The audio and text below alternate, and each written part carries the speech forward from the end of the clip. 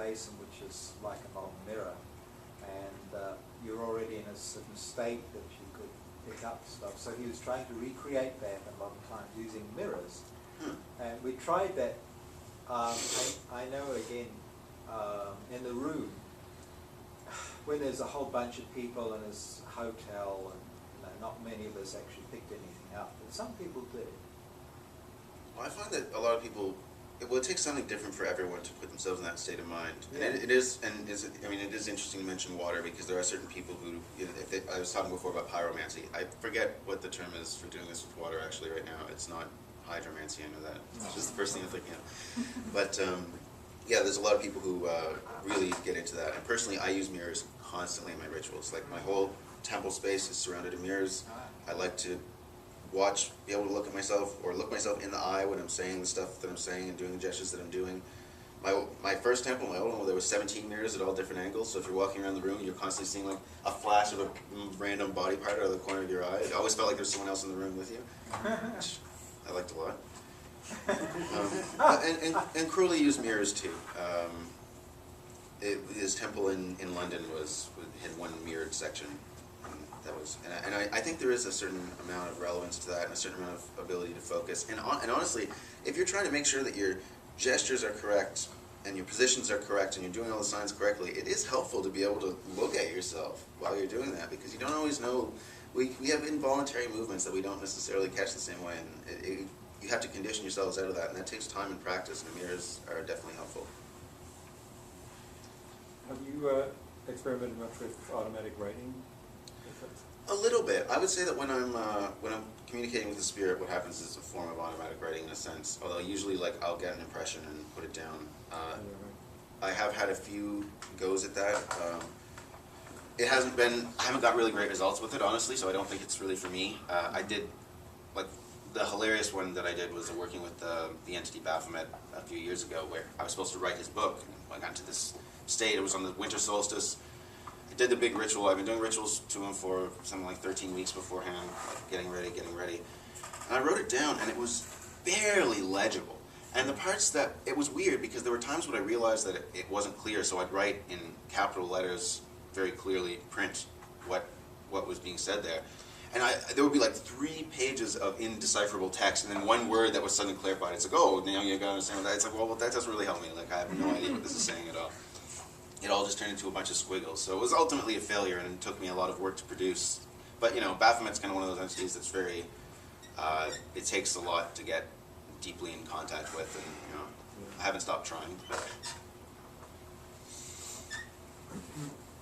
What do like the one set of cards you haven't really talked about is the figures, like the page and The knight major and, no, not the major arcana, but like the suits, but they're like the page. Oh, you mean the court cards? What are they called? The court cards. Yeah, the court cards. That's another elaboration of the Yad He Vav He formula within the elements of the suits.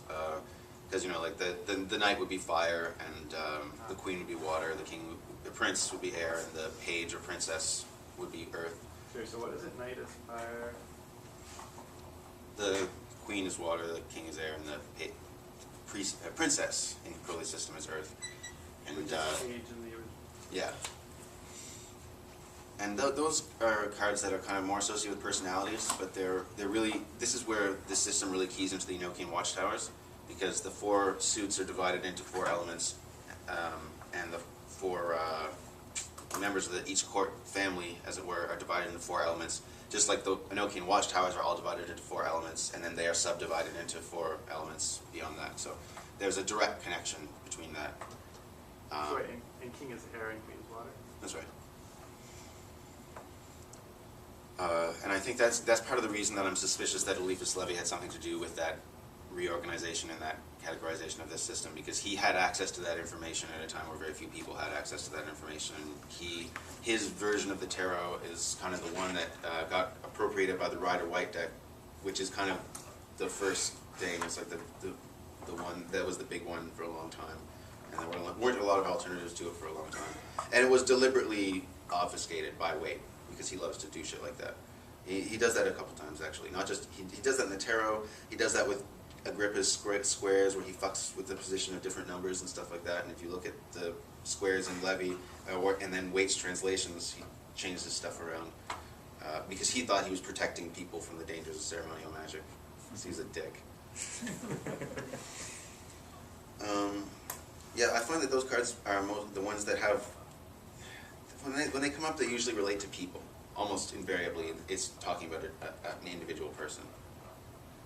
So these are like, you know, if you get like a Knight of Cups, then it would be like fire and water. Right, that's right. And is there like one is the main one and one is the sports Well, yeah, one? because the main one is water, but it's the fiery part of water. Okay. Because each of the elements, this comes back to everything is connected. Like each of the elements does contain a seed of everything else every in other the system. Yeah. Okay.